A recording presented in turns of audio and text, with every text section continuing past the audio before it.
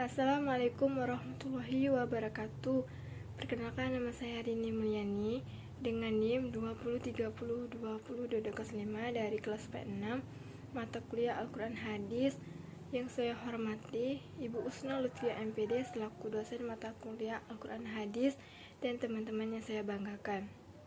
Baiklah, di sini saya akan melaksanakan ujian akhir semester dengan mata kuliah Al-Quran Hadis, di mana tugasnya yaitu menjelaskan materi 8 sampai materi 13 dari mata kuliah yang sebelumnya telah dipresentasikan oleh teman-teman. Materi 8, kandungan surah Al-Isra ayat 32 dan An-Nur ayat 2. Isi kandungan dalam surah Al-Isra ayat 32, Allah SWT berfirman dalam surah Al-Isra ayat 32 yang berbunyi, Innahu kana fasya wasa'a sabila wala taqrabu jinna. Dan janganlah kamu mendekati zina. Zina itu sungguh suatu perbuatan keji dan suatu jalan yang buruk. Quran surah Al-Isra ayat 32. Penjelasannya, wala taqrabu jinna, dan janganlah kalian mendekati zina. Tafsir Ibnu Katsir Syekh As-Sarahi rahimahullah menjelaskan tentang ayat ini. Di dalam tafsirnya, larangan mendekati zina lebih mengenai ketimbang larangan melakukan perbuatan zina, karena larangan mendekati zina mencakup larangan terhadap semua perkara yang dapat mengantarkan kepada perbuatan tersebut.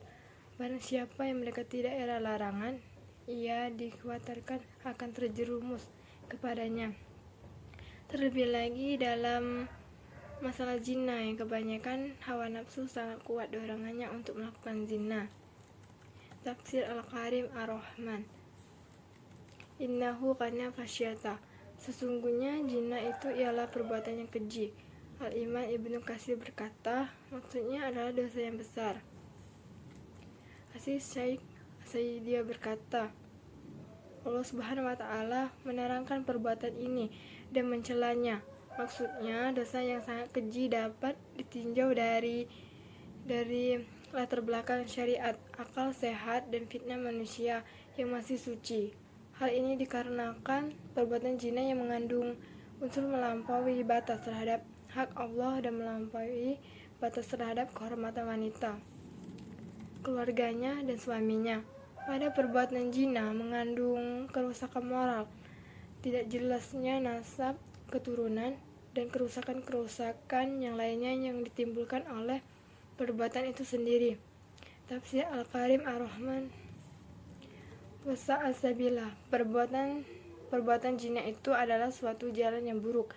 Al-Imam At-Tabari rahimahullah berkata, dan zina merupakan sejelek-jeleknya jalan, karena ia adalah jalan orang-orang yang suka bermaksiat kepada Allah Subhanahu wa Ta'ala dan melanggar perintah-perintahnya. Maka jadilah ia sejelek-jeleknya jalan yang menyeret pelakunya ke dalam neraka jahanam.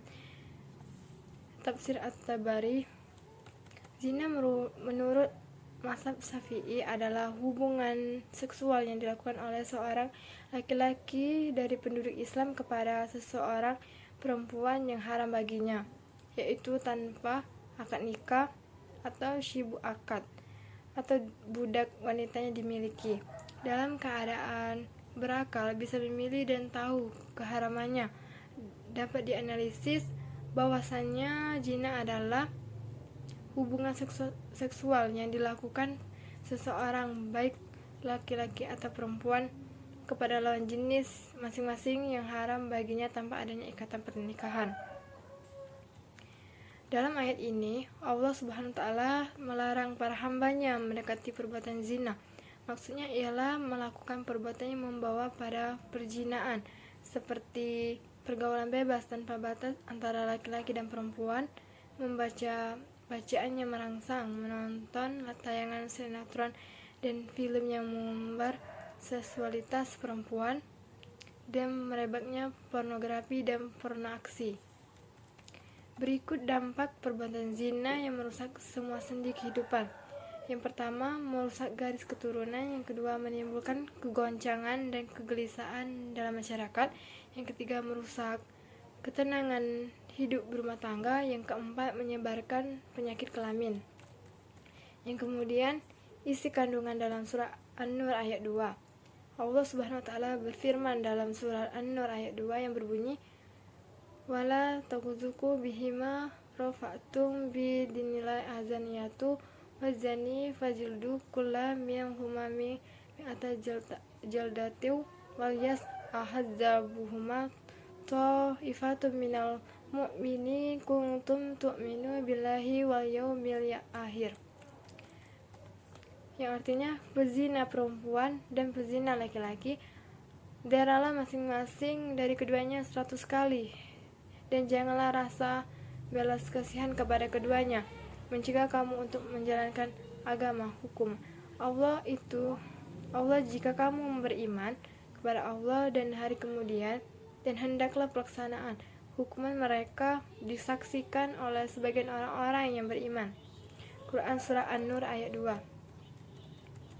Kemudian isi kandungan Quran Surah An-Nur ayat 2 adalah yang pertama, perintah Allah Subhanahu wa taala untuk mendera pezina perempuan dan pezina laki-laki masing-masing 100 kali. Yang kedua, orang yang beriman dilarang berbelas kasihan kepada keduanya untuk melaksanakan hukum Allah Subhanahu wa taala. Yang ketiga, pelaksanaan hukuman tersebut disaksikan oleh sebagian orang yang beriman. Kemudian perbuatan zina dikategorikan menjadi dua macam. Yang pertama, muhsan, yaitu pezina sudah balik, berakal, merdeka, sudah pernah menikah. Hukuman terhadap zina muhsan adalah didera 100 kali dalam rajam, atau dilempari dengan batu sederhana sampai meninggal. Yang kedua, gairu muhsan, yaitu pezina masih lajang, belum pernah menikah. Hukumannya adalah didera 100 kali dan diasingkan selama 1 tahun. Dalam pandangan Islam, zina merupakan perbuatan kriminal atau jarimah yang dikategorikan hukuman hudud, yakni sebuah jenis hukuman atas perbuatan maksiat yang menjadi hak Allah Subhanahu wa taala. Tidak ada seorang pun yang berhak memaafkan kemaksiatan zina tersebut, baik oleh penguasa atau pihak berkaitan dengannya. Berdasarkan Quran Surah An-Nur ayat 2, pelaku perzinahan baik laki-laki maupun perempuan harus dihukum dera atau dicambuk sebanyak 100 kali. Namun zina pelaku perzinahan itu sudah muhsan, pernah menikah sebagaimana ketentuan hadis Nabi SAW, maka diterapkan hukuman lazim. Di antara dampak negatif zina adalah sebagai berikut. Yang pertama, mendapat laknat dari Allah Subhanahu wa taala dan Rasulnya. Yang kedua, dijauhi dan dikucilkan oleh masyarakat. Yang ketiga, nasab menjadi tidak jelas. Yang keempat, anak hasil zina tidak bisa dinasabkan kepada bapaknya. Yang kelima, anak hasil zina tidak berhak mendapat warisan. Yang kemudian, hadis terkait surah Al-Isra ayat 32 dan surah An-Nur ayat 2. Beberapa hadis terkait dalam surah Al-Isra ayat 32, yakni yang hadis pertama, inna min asyrati ayyurfa'al hilm wa yasbutal zahlu wa yusrabal homru wa yazharu jinnah, yang artinya sesungguhnya di antara tanda-tanda kiamat, yaitu diangkatnya ilmu dan kebodohan nampak jelas, dan banyak yang minum khamar, dan banyak orang berzina secara terang-terangan. Hadis riwayat Bukhari dan Muslim. Yang kemudian hadis yang kedua, alalla yahluna rajulu bimrahati lakana syalihumma syaitanu, yang artinya ingatlah bahwa tidaklah seorang laki-laki itu berhalwat atau menyendiri dengan seseorang wanita kecuali yang ketiganya adalah setan. Hadis riwayat Ahmad, At-Tirmidzi dan Al-Hakim. Hadis terkait dalam surah An-Nur ayat 2, yakni diantaranya yang hadis pertama, orang yang berbuat zina imannya keluar dari jasadnya. Anna sayyidana habis sayyidi muqburiya hadayasahu annahu sami'a Aba Hurairah yaqulu qala Rasulullah sallallahu alaihi wasallam min iyamni kana alaihi kazulati fa iza qatahara zoha ilaihi imanu iza zana razulu horoza, yang artinya Abu Hurairah berkata, Rasulullah SAW bersabda, jika seorang laki-laki berzina, maka keimanan yang ada pada dirinya keluar seperti perginya awan. Jika telah selesai, maka keimanan tersebut kembali kepadanya. Hadis riwayat Abu Daud.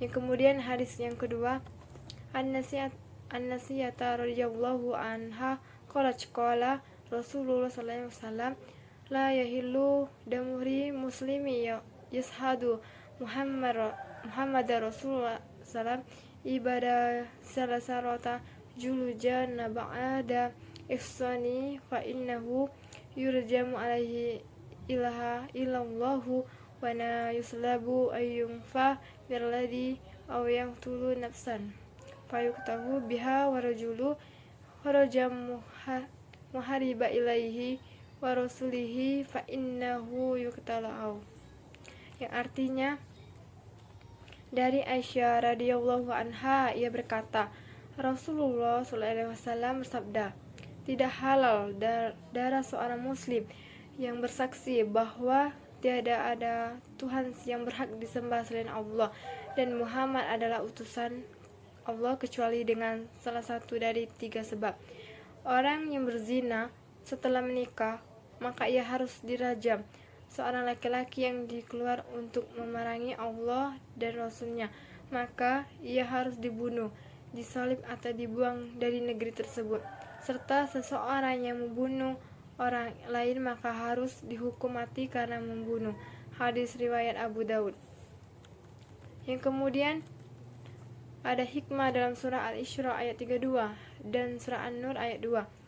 Adapun terdapat hikmah atau pelajaran yang dapat kita pahami dalam kedua surat yang telah dibahas, yakni dalam surah Al-Isra ayat 32 dan surah An-Nur ayat 2 saling berhubungan mengenai zina, yang mana hal ini merupakan larangan dari Allah secara langsung kepada manusia, serta zina merupakan suatu hubungan yang keji.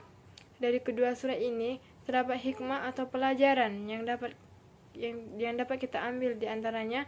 Yang pertama, terhindarnya dari fitnah yang keji. Yang kemudian yang kedua, dapat menjadi pelajaran bagi seseorang baik anak-anak, remaja ataupun dewasa agar menjauhi zina. Yang kemudian yang ketiga, terhindarnya dari penyakit kelamin. Yang kemudian yang keempat, terhindar dari rusaknya garis keturunan. Yang kemudian yang kelima, terhindar dari siksa atau azab Allah Subhanahu wa taala. Yang kemudian selanjutnya materi 9. Kandungan surah Az-Zumar ayat 39 dan At-Taubah ayat 105. Penjelasan dari surah Az-Zumar ayat 39. Surah Az-Zumar terdiri atas 75 ayat, termasuk golongan surat-surat Makkiyah. Diturunkan sesudah surat Sabah dinamakan Az-Zumar atau rombongan-rombongan. Karena perkataan Az-Zumar yang terdapat pada ayat 71 dan 73 ini, dalam ayat-ayat tersebut diterangkan keadaan manusia di hari kiamat setelah mereka dihisab. Di waktu itu mereka terbagi atas dua rombongan. Satu rombongan dibawa ke neraka dan satu rombongan lagi dibawa ke surga. Masing-masing rombongan memperoleh balasan dari apa yang mereka kerjakan di dunia dahulu. Surat ini dinamakan juga Al-Ghurab atau kamar-kamar. Berhubung perkataan Ghurab yang terdapat pada ayat 20 di mana diterangkan keadaan kamar-kamar dalam surga yang diperoleh orang-orang yang bertakwa. Berikut bunyi dari bacaan surah Az-Zumar ayat 39 beserta dengan artinya. Qul ya qaumi ma'lu ala maqnatukum inni milu fasawfa ta'lamun. Katakanlah, hai kaumku, bekerjalah sesuai dengan keadaanmu. Sesungguhnya aku akan bekerja pula, maka kelak kamu akan mengetahui.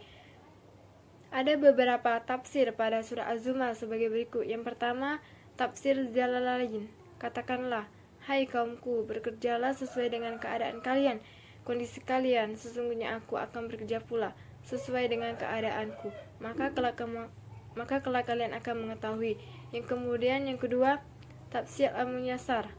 Katakanlah, wahai Rasul, wahai kaumku, beramallah di atas kesyirikan yang kalian ridhoi untuk diri kalian. Sesungguhnya aku juga beramal di atas perintah Rabbku. Aku berdakwah kepada tauhid, mengikhlaskan ibadah hanya kepada Allah. Kalian pasti akan mengetahui akhir dari setiap pilihan. Yang kemudian yang ketiga, tafsir al-mukhtasar. Katakanlah, hai kaumku, bekerjalah sesuai dengan keadaanmu, yakni sesuai dengan kepercayaan kalian. Sesungguhnya aku akan bekerja pula, yakni sesuai dengan kepercayaanku, maka kelak kamu akan mengetahui. Yang kemudian yang keempat, Jubadatut tafsir min Fatil Qadir. Katakanlah, wahai Nabi, wahai kaumku, berbuatlah sesuai kedudukan dan posisi kalian. Aku pun juga akan berbuat sesuai posisi dan tugasku. Kalau kalian akan tahu buruknya tempat tinggal kalian, dan kalian akan tahu balasan baik yang akan aku terima. Yang kemudian yang kelima, tafsir al-wajid. Katakanlah, hai kaumku, bekerjalah sesuai dengan keadaan kalian, kondisi kalian. Sesungguhnya aku akan bekerja pula sesuai dengan keadaanku, maka kelak kalian akan mengetahui. Yang kemudian yang keenam, an-nafahat al-makiyah. Maksudnya menurut keadaan kamu yang kamu ridhoi untuk dirimu, seperti menyembah sesuatu yang tidak berhak diibadahi dan tidak berkuasa apa-apa, yakni mengerjakan apa yang aku serukan kepadamu, yaitu mengikhlaskan ibadah kepada Allah Subhanahu wa taala. Yang kemudian yang ketujuh, hidayatul insan bi tafsir Quran. Penjelasan ayat di atas menggambarkan posisi Nabi Muhammad ketika berhadapan dengan orang-orang yang musyrikin, maka yang menyembah berhala. Untuk mempertegas posisi itu, Allah memerintahkan kepada Nabi Muhammad agar menyampaikan kepada kaumnya untuk mengerjakan apa yang ingin mereka kerjakan, dan Nabi mengerjakan apa yang Nabi kerjakan. Yang kemudian isi kandungan dari surah Az-Zumar ayat 39, di mana yang pertama, Allah memerintahkan kepada umat Islam agar menyembah kepada yang berhak untuk disembah Allah sesuai kemampuan. Yang kemudian yang kedua, semua jenis ibadah yang mampu dilakukan oleh manusia hendaklah dilakukan secara ikhlas karena Allah. Yang kemudian yang ketiga, untuk mempertahankan kehidupan di dunia, manusia hendaklah bekerja sesuai keahlian masing-masing sehingga hasilnya maksimal. Yang kemudian penjelasan dari surah At-Taubah ayat 105. Surah At-Taubah termasuk dalam golongan surat Madaniyah, dinamakan surah At-Taubah karena banyak diulang. Kata taubat dalam surah ini yakni pada ayat 3, ayat 5, ayat 11, ayat 27, ayat 74, ayat 104, dan ayat 112 dan ayat 117. Selain itu, dalam surat At-Taubah ayat 105 terdapat motivasi untuk beramal dan tentang etos kerja melalui ayat ini. Allah Subhanahu wa taala memerintahkan hambanya untuk beramal, bekerja, berusaha, dan banyak berbuat kebaikan. Berikut bunyi dari bacaan surah At-Taubah ayat 105 beserta dengan artinya. Wa qul li ma'lu fasyayarau Allahu amalukum wa rasuluhu wal mu'minu wasataraduna ilaha almi ghaibi wasahadati fayunabiukum bima kuntum ta'malun. Yang artinya, dan katakanlah, bekerjalah kamu, maka Allah dan Rasulnya serta orang-orang mukmin akan melihat pekerjaanmu itu, dan kamu akan kembalikan kepada Allah yang mengetahui akan yang gaib dan yang nyata. Lalu diberitakannya kepada kamu apa yang telah kamu kerjakan. Yang kemudian berikut tafsir dari surah At-Taubah ayat 105.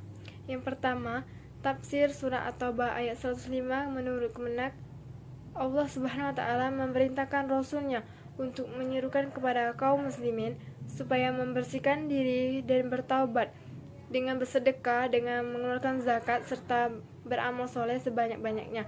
Apabila amal tersebut telah ditunaikan, maka Allah dan Rasulnya serta orang-orang yang mukmin lainnya akan melihat dan menilai amal yang dilakukan tersebut.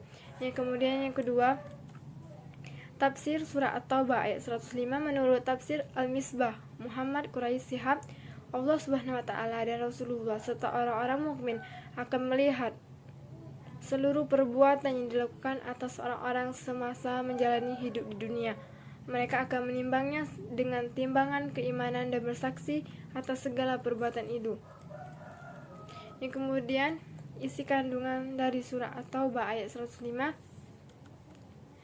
yakni tafsir Al-Qur'anil Adim karya Ibnu Katsir, tafsir Al-Munir karya Sahih Wahibah Az-Zulaihi, tafsir Fil Jilali Quran karya Sahid Qut, dan tafsir Al-Hazar karya Buya Hamkam.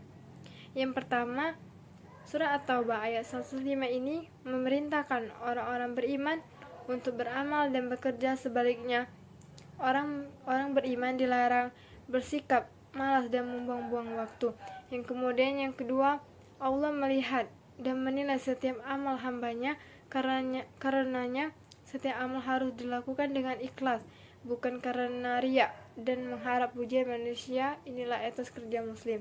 Yang kemudian yang ketiga, ayat ini memotivasi orang-orang beriman untuk bersungguh-sungguh dalam proses amal dan pekerjaannya, karena proses itulah yang dilihat dan dinilainya. Allah tidak menilai hasil dari usaha tersebut. Yang kemudian yang keempat, Allah Maha mengetahui seluruh perbuatan manusia, baik yang tersembunyi maupun yang terang-terangan. Allah Maha mengetahui niat dan kualitas amal hambanya. Yang kemudian yang kelima, setiap manusia akan kembali kepada Allah dan mempertanggungjawabkan setiap amalnya. Yang kemudian materi 10, kandungan surat Yunus ayat 40-41 dan surat Al-Maidah ayat 32. Isi kandungan dan tafsir dari surat Yunus ayat 40-41. Surat Yunus adalah salah satu surat yang ada di dalam kitab suci Al-Quran dan terdiri dari 109 ayat. Setiap ayat dari surat tersebut istimewa dan mengandung makna bermanfaat bagi setiap umat muslim. Surat Yunus ayat 40-41 menjadi ayat yang banyak dibahas di kalangan umat. Kedua ayat tersebut berisi tentang ajakan kepada manusia untuk menjauhi kejahatan dan kekerasan. Allah Subhanahu wa taala berfirman dalam surat Yunus ayat 40-41 yang berbunyi, "Wa minhum may yumiru bihi wa minhu may yu'minu bihi wa rabbuka a'lamu bil mufsidina." Yang artinya, dan di antara mereka ada orang-orang yang beriman kepadanya, dan di antaranya ada pula orang-orang yang tidak beriman kepadanya, sedangkan Tuhanmu lebih mengetahui tentang orang-orang yang berbuat kerusakan. Quran surat Yunus ayat 40. Selanjutnya Allah berfirman, "Wa in kizabuka faqula mali walaikum a'malukum antum bariuna minna a'ma wa na bari'um ma ta'malun." Yang artinya, dan jika mereka tetap mendustakanmu Muhammad, maka katakanlah bagiku pekerjaanku dan bagimu pekerjaanmu. Kamu tidak bertanggung jawab terhadap apa yang aku kerjakan, dan aku pun tidak bertanggung jawab terhadap apa yang kamu kerjakan. Quran surat Yunus ayat 41.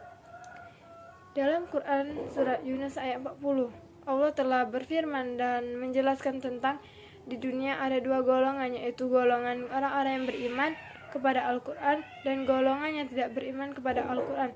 Orang-orang yang beriman kepada Al-Quran, pastinya mereka juga telah beriman kepada Allah Subhanahu wa taala, dan juga sebaliknya, orang-orang yang tidak beriman kepada Al-Quran, mereka juga tidak beriman kepada Allah Subhanahu wa taala. Allah Subhanahu wa taala merupakan Tuhan yang Maha mengetahui. Allah pasti mengetahui apa saja yang kita kerjakan di muka bumi ini.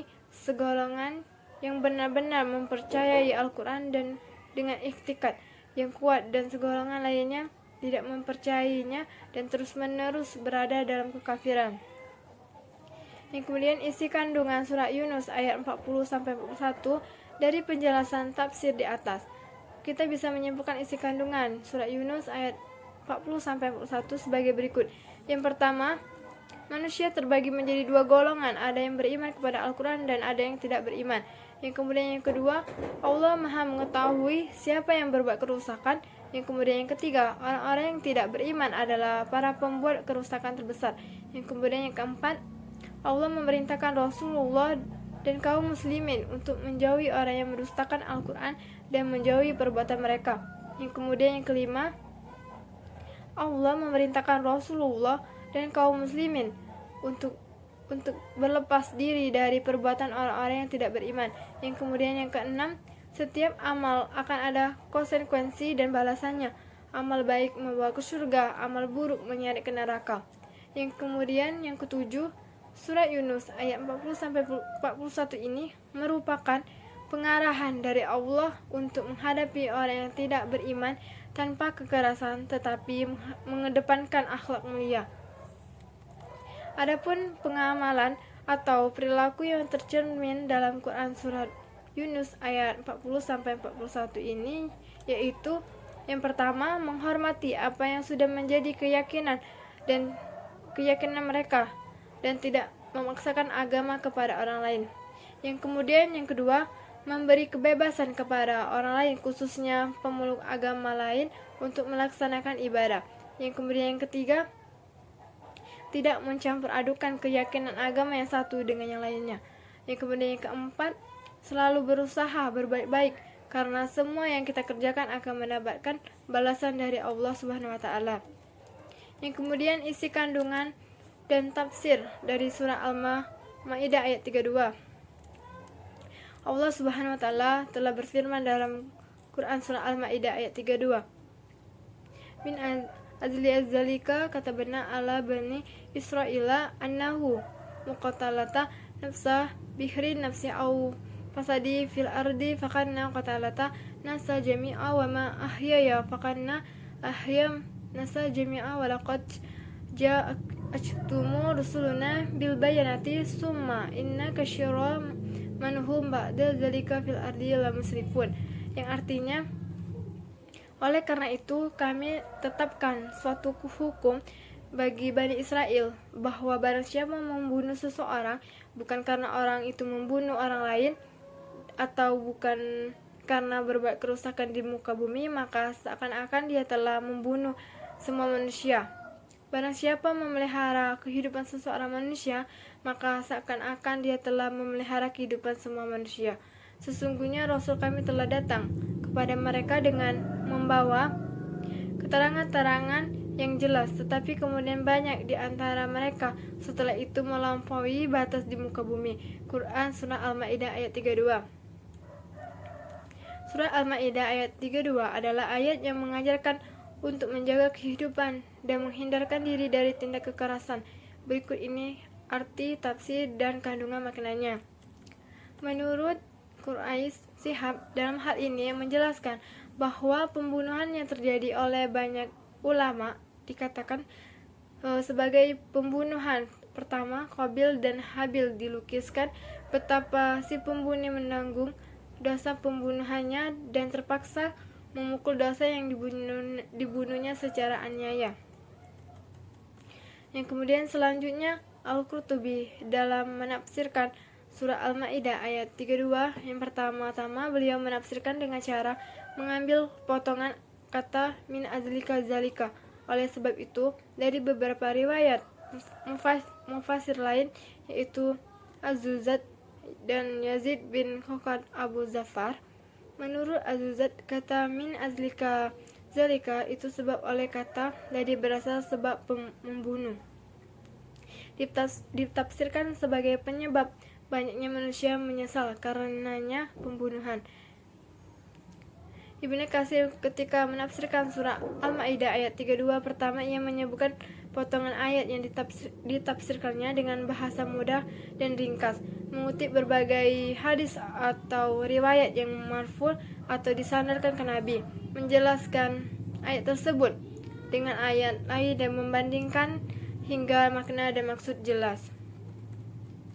Kemudian menurut As-Sutid dalam kitab Al-Dud Al-Mats lafaz barang siapa yang memelihara manusia, beliau menafsirkan dengan cara mengambil pendapat mufasir lain. Pertama dari Ibnu Abbas, Jalul Ibnu Zarir, maksudnya yaitu menyelamatkan manusia dari pembunuhan, memeliharanya dan tidak membunuh jiwa yang diharamkan oleh Allah. Abu Hurairah, Jalur Ibn Sa'id terjemahannya, riwayatnya yaitu Abu Hurairah termasuk menemui Utsman bin Affan ketika ia sedang dikepung pemberontak dalam rumah. Beliau berkata, "Saya datang untuk membelamu." Lalu Utsman berkata, "Hai Abu Hurairah, apakah Anda akan membunuh semua orang dan aku juga?" "Tidak," jawab Abu Hurairah. Utsman berkata, "Jika Anda membunuh satu orang, maka seakan-akan membunuh manusia seluruhnya. Karena itu kembalilah Anda." Adapun kandungan dari surat Al-Maidah ayat 32, yaitu yang pertama, membunuh adalah dosa besar. Membunuh satu orang tanpa alasan yang dibenarkan, dosanya seakan-akan membunuh manusia seluruhnya. Yang kedua, memelihara nyawa manusia adalah pahala besar. Memelihara satu nyawa seakan-akan memelihara kehidupan manusia seluruhnya. Yang ketiga, ayat ini menunjukkan Islam mengajarkan untuk menjaga kehidupan dan menjauhi tindak kekerasan. Yang keempat, Allah telah mengutus para rasul dengan membawa keterangan yang nyata, termasuk mengajarkan untuk menjaga kehidupan dan memperingatkan agar menjauhi tindak kejahatan. Yang kelima, banyak di antara Bani Israel yang melampaui batas meskipun mereka telah mengetahui apa yang dilarang oleh Allah Subhanahu wa taala. Yang keenam, ayat ini juga berisi hinaan dan kecaman atas Bani Israel yang suka melampaui batas dan sering membunuh tanpa sebab yang dibenarkan. Yang materi 11. Surat Al-Imran ayat 190 sampai 191 dan ayat 159. Penjelasan tentang Surat Al-Imran ayat 190 sampai 191. Isi kandungan Surat Al-Imran ayat 190 sampai 191 beserta hadis yang terkait dengan ayat tersebut diriwayatkan dari Aisyah bahwa Rasulullah SAW meminta izin untuk beribadah pada suatu malam. Lalu beliau bangun dan berwudu, kemudian sholat, dan saat sholat beliau menangis dengan alasan karena merenungkan ayat yang dibacanya. Setelah sholat, ia duduk memuji Allah SWT dan kembali menangis lagi hingga air matanya membasahi tanah. Setelah itu, Bilal tiba untuk azan subuh dan melihat Nabi menangis. Ia bertanya, "Wahai Rasulullah, kenapa engkau menangis? Padahal Allah SWT telah mengampuni dosa-dosamu, baik yang terdahulu maupun yang akan datang." Nabi menjawab, "Apakah saya ini bukan seorang hamba yang pantas bersyukur kepada Allah SWT? Dan bagaimana saya tidak menangis? Pada malam ini Allah SWT telah menurunkan ayat kepadaku. Inna fi khalqis samawati wal ardi wahtilafi ulai wan nahar la ayati uhli albab allazina yazkurunallahi qiyama wa qu'udan wa jalla junubihim wa yafakkuruna fil khalqis samawati wal ardi rabbana ma khalaqta hadza batila subhanaka fakina azabannar." Yang artinya, sesungguhnya dalam penciptaan langit dan bumi dan silih bergantinya malam dan siang terdapat tanda-tanda bagi orang-orang yang berakal, yaitu orang-orang yang mengingat Allah sambil berdiri atau duduk atau dalam keadaan berbaring, dan mereka memikirkan tentang penciptaan langit dan bumi seraya berkata, "Ya Tuhan kami, tiadalah Engkau menciptakan ini dengan sia-sia. Maha suci Engkau, maka peliharalah kami dari siksa neraka." Quran Surah Al-Imran ayat 190 sampai 191. Surah Al-Imran ayat 190 menjelaskan bahwa dalam penciptaan langit dan bumi serta silih bergantinya malam dan siang terdapat tanda-tanda kekuasaan Allah bagi ulul albab, yakni orang-orang yang berakal, orang-orang yang mau berpikir, orang-orang yang mau memperhatikan alam, dan orang-orang yang kritis. Makna ayat sesungguhnya dalam penciptaan langit dan bumi, yaitu dalam kekuasaan dan kekuasaannya langit dengan hamparannya, kerendahan dan ketebalan bumi kepadanya serta tata letaknya, serta yang terdapat pada keduanya, baik yang bergerak maupun yang diam, lautan, pepohonan, barang tambang, serta berbagai jenis makanan, warna dan bau-bauan, yang bermanfaat merupakan tanda-tanda besarnya kekuasaan Allah Subhanahu wa taala. Ibnu Katsir menjelaskan surah Al-Imran ayat 190 ini memotivasi untuk memperhatikan tanda-tanda kekuasaan Allah Subhanahu wa taala, mulai dari ketinggian langit dan keluasan bumi dan tata letak dan semua yang ada padanya, mulai gunung hingga lautan, mulai padang pasir hingga lautan, mulai hewan hingga tumbuhan dan pepohonan, serta bintang-bintang. Sedangkan pada ayat 191 Allah Subhanahu wa taala menjelaskan ciri-ciri ulul albab, yaitu apabila memperhatikan sesuatu selalu memperoleh manfaat dan terinspirasi oleh gejala besaran Allah Subhanahu wa taala di alam ini.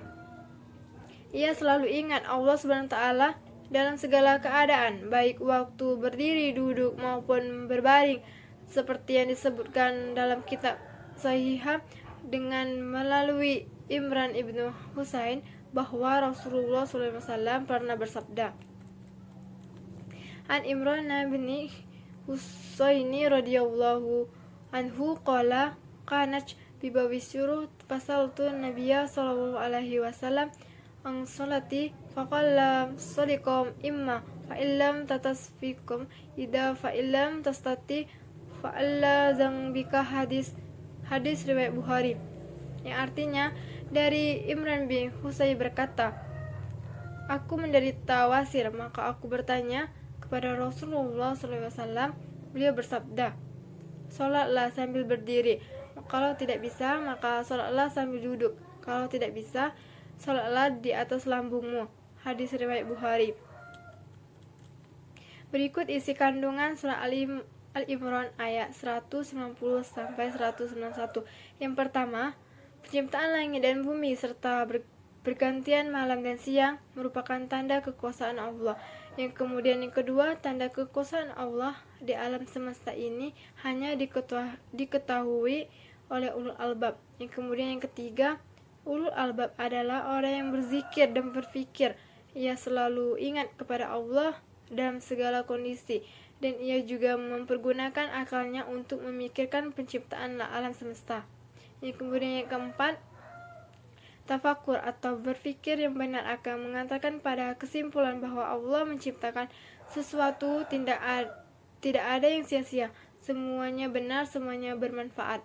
Yang kelima, tafakur atau berfikir yang benar juga melahirkan kedekatan kepada Allah dan memperbanyak doa kepadanya. Yang perilaku yang mencerminkan surah Al-Imran ayat 190 sampai 191. Yang pertama, mentafakuri atau memikirkan ayat-ayat Allah dengan cara tadabbur alam. Yang kedua, selalu zikir, mengingat Allah dalam keadaan apapun, baik itu duduk, berdiri, berbaring, susah ataupun bahagia, tetap selalu zikirullah. Yang ketiga, mencari hikmah di balik diciptakannya pergantian siang dan malam serta seluruh yang ada di alam ini. Yang keempat, benar-benar memanfaatkan waktu, yaitu siang untuk kerja dan malam untuk istirahat. Yang kelima, selalu menghambakan diri kepada Allah Subhanahu wa taala.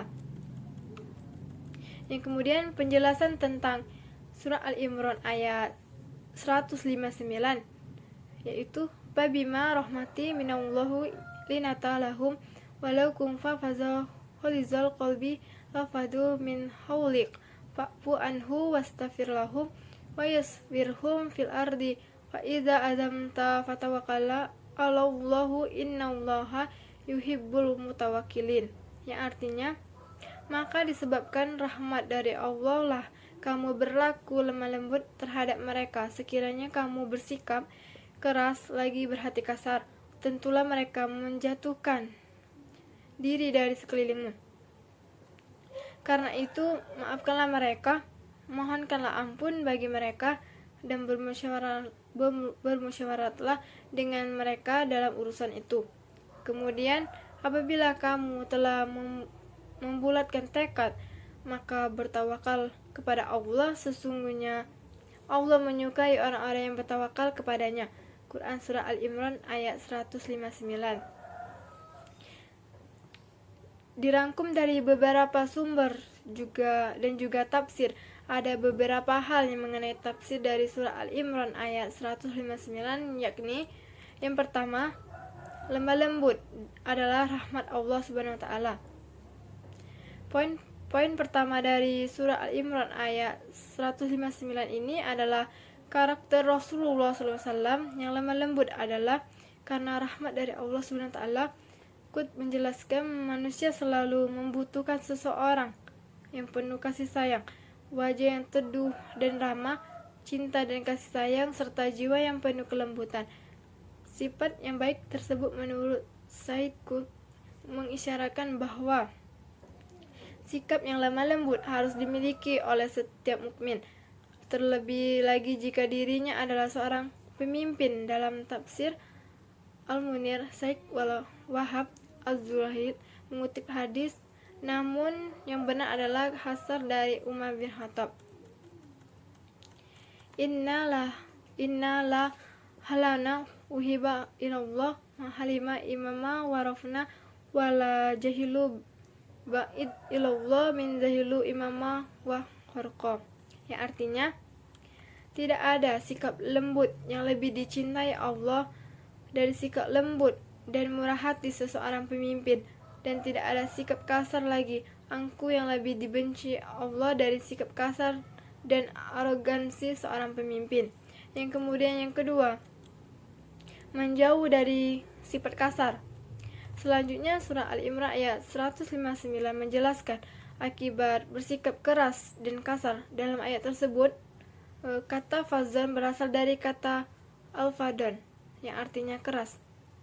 Ibnu Katsir menjelaskan bahwa maknanya adalah keras dan kasar dalam berbicara. Yang kemudian yang ketiga, seni memaafkan dan sikap demokratis. Kandungan lain dari surah Al-Imran adalah perintah untuk memaafkan dan memohon ampun serta bermusyawarah. Meski sebagian kaum muslim yang berbuat salah, Allah Subhanahu wa taala memerintahkan Rasulullah SAW untuk memaafkan mereka dan memohonkan ampunan kepadanya.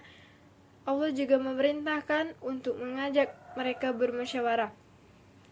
Islam menerapkan prinsip musyawarah dalam sistem pemerintahan, sehingga Rasulullah sendiri melakukannya, tegas Syahid Qutb dalam tafsir fi Zilalil Quran.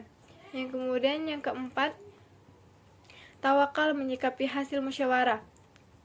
Surah Al-Imran ayat 159 juga memerintahkan umat Islam untuk bertawakal, terutama setelah melaksanakan musyawarah.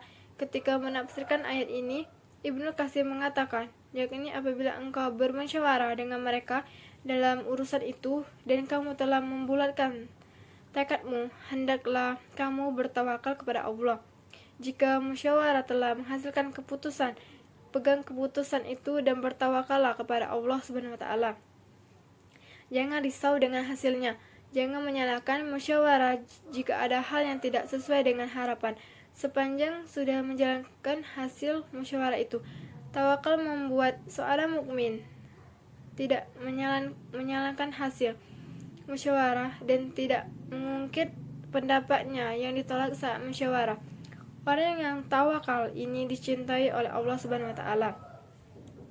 Yang kemudian beberapa kandungan dari surah Al-Imran ayat 159, yakni yang pertama, Rasulullah memiliki sifat lemah lembut dan sifat itu disebabkan oleh rahmat Allah. Yang kemudian yang kedua, manusia menyukai pribadi yang lemah lembut. Sebaliknya, membenci kata-kata kasar dan sikap keras hati. Manusia akan menjauh dari orang yang suka berkata kasar dan hatinya keras. Yang kemudian yang ketiga, Rasulullah memiliki akhlak yang agung. Di antaranya adalah pemaaf, suka bermusyawarah dan tawakal. Yang kemudian yang keempat, Allah Subhanahu wa taala memerintahkan hambanya agar memaafkan orang lain dan mengutamakan musyawarah dalam mengambil keputusan.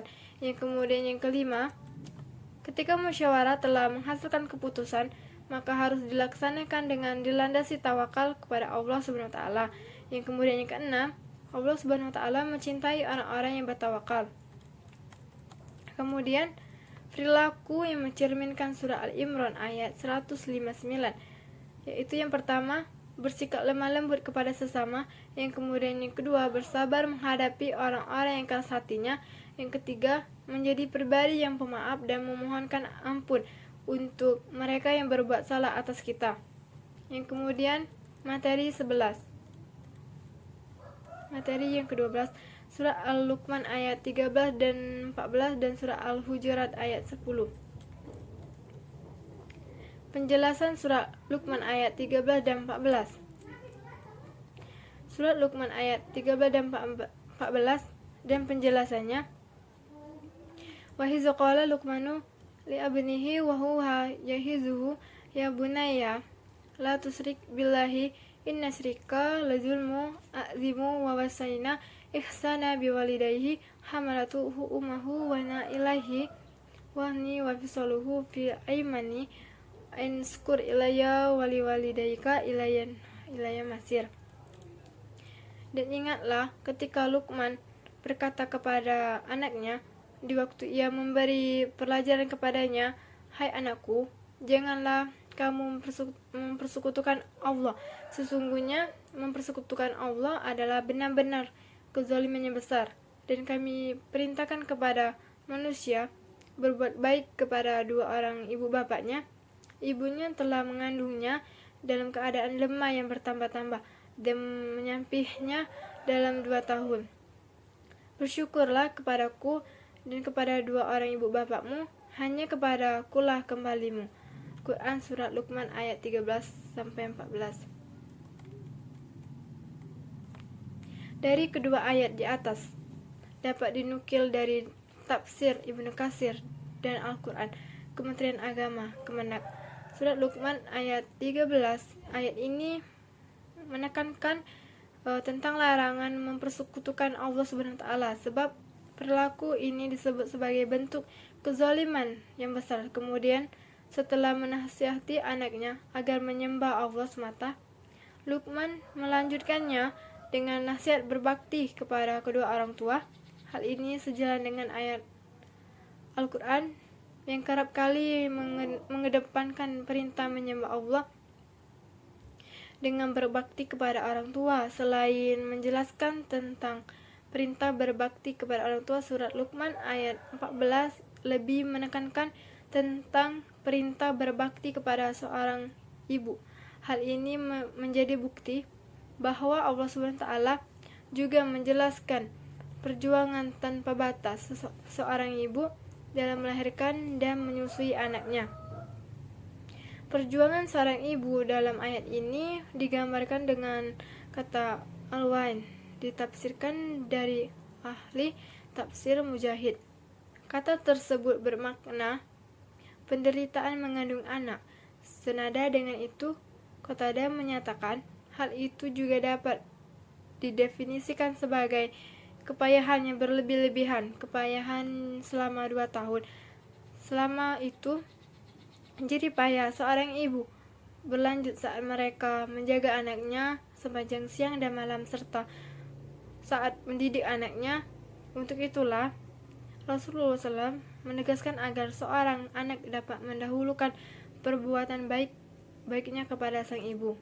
Kemudian yang kedua, tafsir surat Luqman ayat 13-14. Surat Luqman ayat 13 adalah ayat yang mengabdikan pelajaran Luqman Al-Hakim kepada anaknya, yakni pelajaran paling utama, tauhid. Luqman mengatakan kepada anaknya agar jangan menyekutukan Allah, karenanya menyekutukan Allah adalah perbuatan aniaya yang paling besar. Surat Luqman ayat 14 adalah ayat yang memerintahkan birrul walidain, berbakti kepada orang tua, terutama kepada ibunya yang telah mengandung ke dalam kondisi lemah dan payah yang semakin bertambah seiring bertambahnya usia kehamilan. Lalu ia melahirkan dan menyusui hingga 2 tahun. Ayat ini juga menunjukkan bahwa masa penyusuan yang sempurna adalah 2 tahun, sebagaimana juga disebutkan dalam surat Al-Baqarah ayat 233. Yang kemudian isi kandungan surat Luqman ayat ayat 13 sampai 14. Yang pertama itu orang tua harus mendidik anak-anaknya untuk bertauhid kepada Allah Subhanahu wa taala.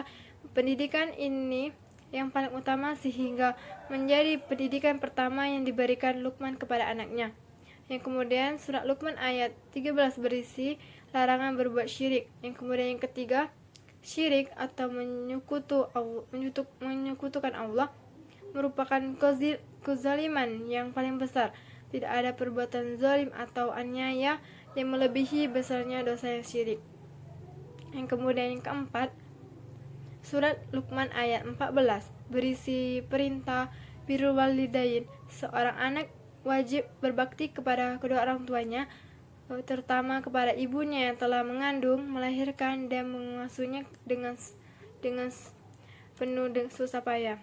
Yang kemudian yang kelima, wajib bersyukur kepada Allah dan berterima kasih kepada orang tua. Yang keenam, ayat ini mengingatkan bahwa semua manusia akan kembali kepada Allah Subhanahu wa taala untuk mempertanggungjawabkan perbuatannya di dunia. Yang kemudian selanjutnya, perilaku yang mencerminkan isi kandungan yang terdapat di dalam surat Luqman ayat yang ke-13 dan 14. Yang pertama, perilaku seseorang yang selalu menyembah kepada Allah dalam kehidupan sehari-hari. Yang kedua, perilaku seseorang yang tidak menyembah kepada selain Allah. Yang kemudian yang ketiga, perilaku seseorang yang selalu berbakti kepada orang tua. Yang selanjutnya, penjelasan surah Al-Hujurat ayat 10. Surat ini merupakan surat ke-49 dalam Al-Quran.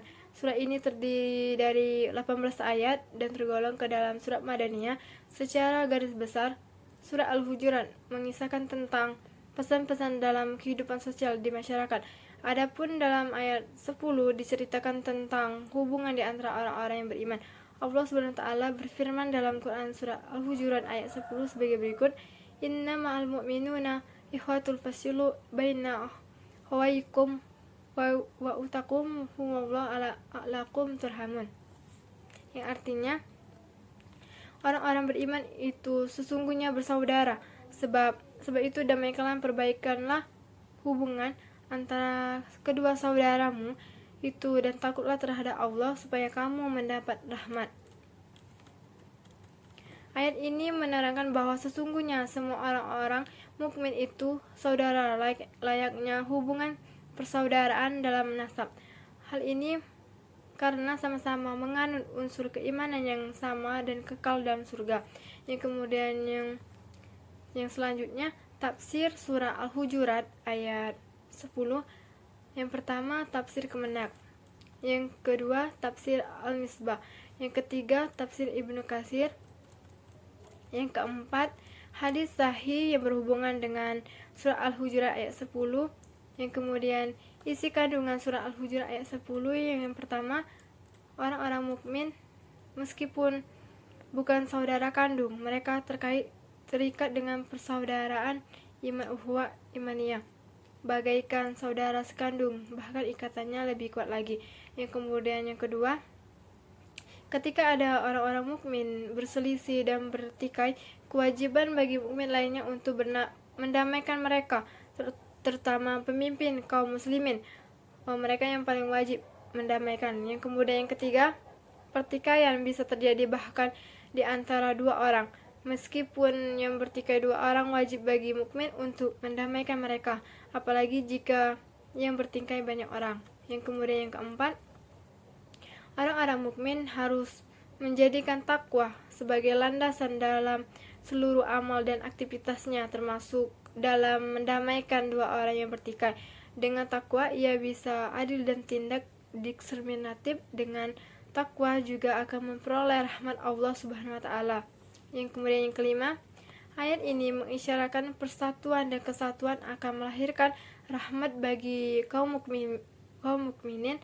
Sebaliknya, pertikaian dan perpecahan akan menjauhkan dari rahmat Allah Subhanahu wa taala. Yang kemudian materi 13, kandungan surah Al-Baqarah ayat 83 dan surah Al-Maidah ayat 48. Penjelasan tentang surah Al-Baqarah ayat 83. Surat Al-Baqarah ayat merupakan surat kedua dalam Al-Quran. Surat Al-Baqarah termasuk surat Madaniyah, surat terpanjang dalam Al-Quran yang mengatur banyak hal dalam kehidupan masyarakat.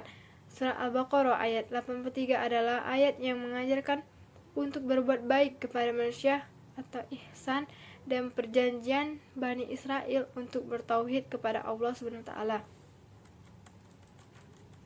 Berikut ini bunyi dari bacaan surah Al-Baqarah ayat 83 beserta dengan artinya. Wa iza akhadna misaqana Bani Israila tabuduna ilaha wabil walidaini ihsana wazil qurba walayatama wal masakini wa qulu linasi usna wa aqimus salata wa atus zakata summa tawallutum illa qalila minkum wa antum mu'ridun. Yang artinya, dan ingatlah ketika kami mengambil janji dari Bani Israel, yaitu jangan kamu menyembah selain Allah, dan berbuat kebaikanlah kepada ibu bapak, kaum kerabat, anak-anak yatim, dan orang-orang miskin, serta ucapkanlah kata-kata yang baik kepada manusia. Dirikanlah sholat dan tunaikanlah zakat. Kemudian kamu tidak memenuhi janji itu kecuali sebagian kecil daripada kamu, dan kamu selalu berpaling.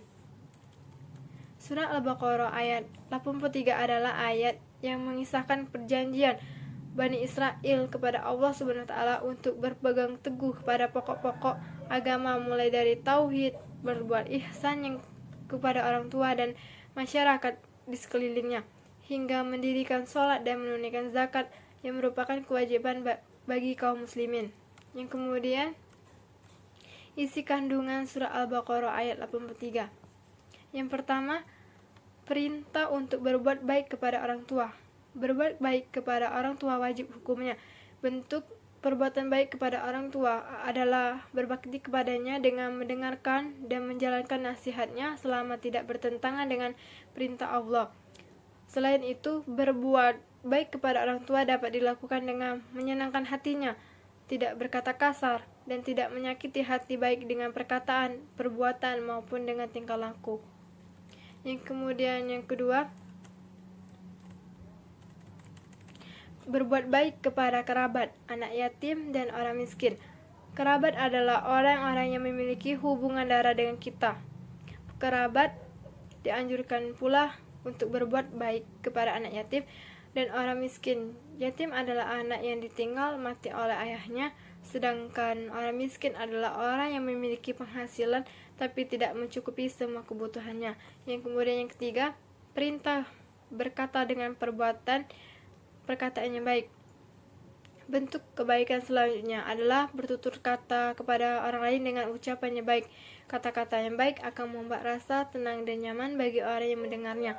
Dengan berkata baik kepada seseorang, orang akan merasa dihargai, sehingga akan timbul rasa hormat juga kepada kita.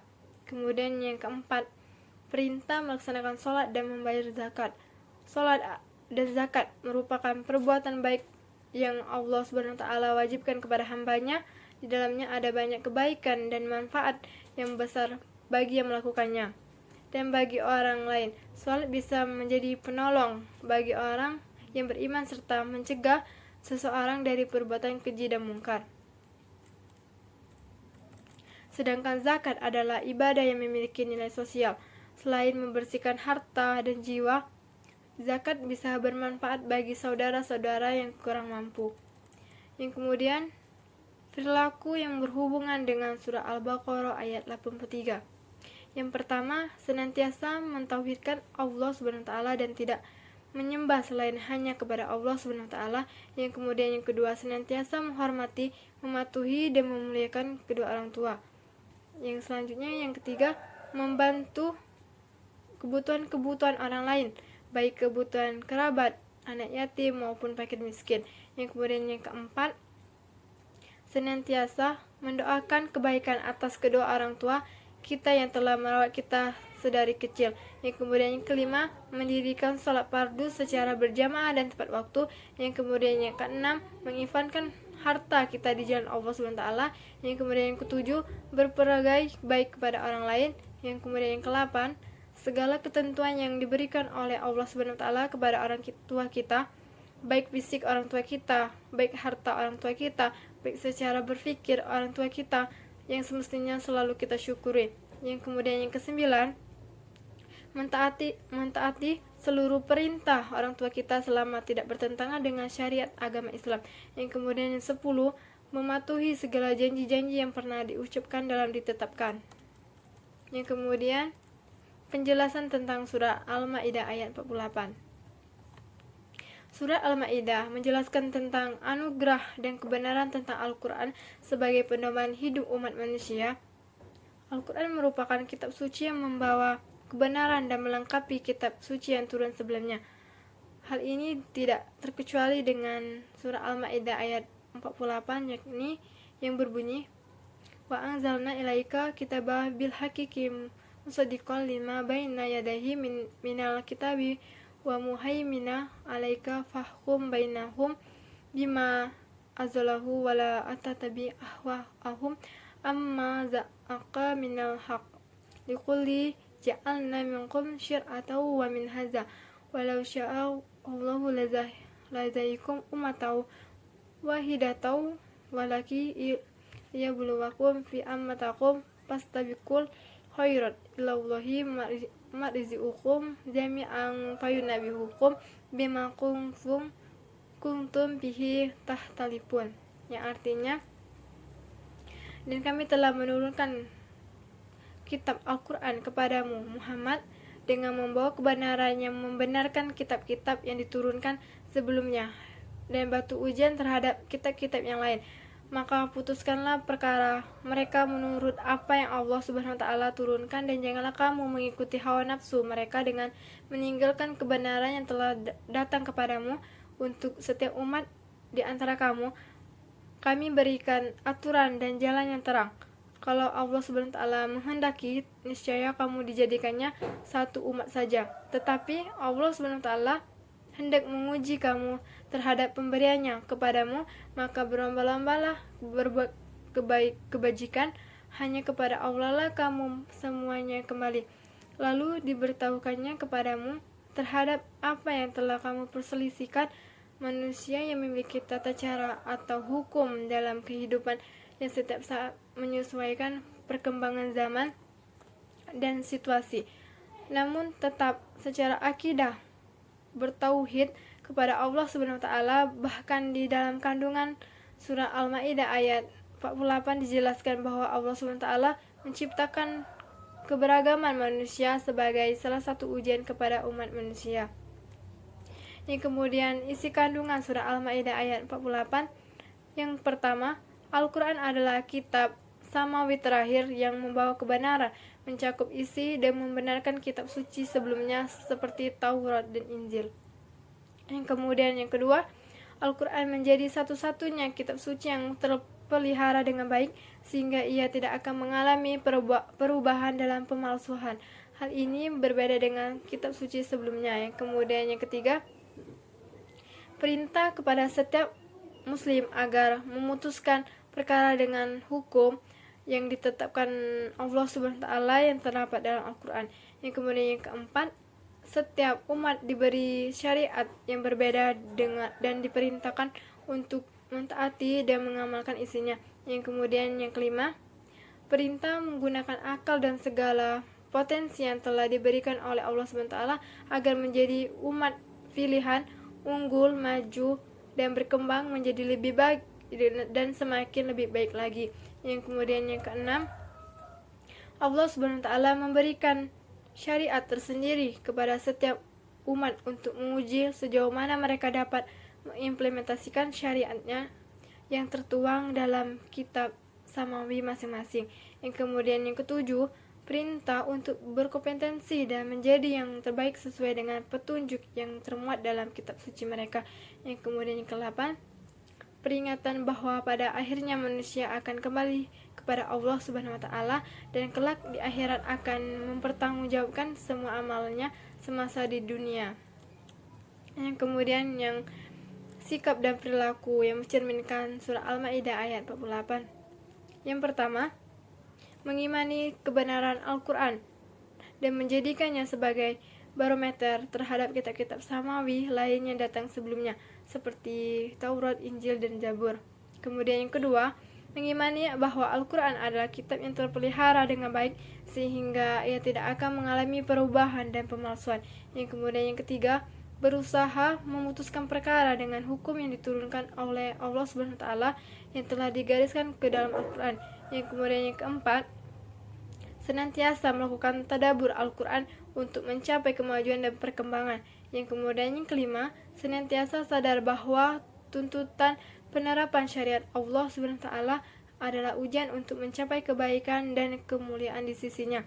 Yang kemudian yang keenam, senantiasa bersemangat dalam berkompetensi untuk menjadi yang terbaik. Yang kemudian yang ketujuh, senantiasa menyadari bahwa pada akhirnya manusia akan kembali kepada Allah Subhanahu wa taala di alam baka untuk mempertanggungjawabkan semua amalnya saat di dunia. Baiklah, mungkin itu saja yang saya dapat sampaikan. Terima kasih. Wassalamualaikum warahmatullahi wabarakatuh.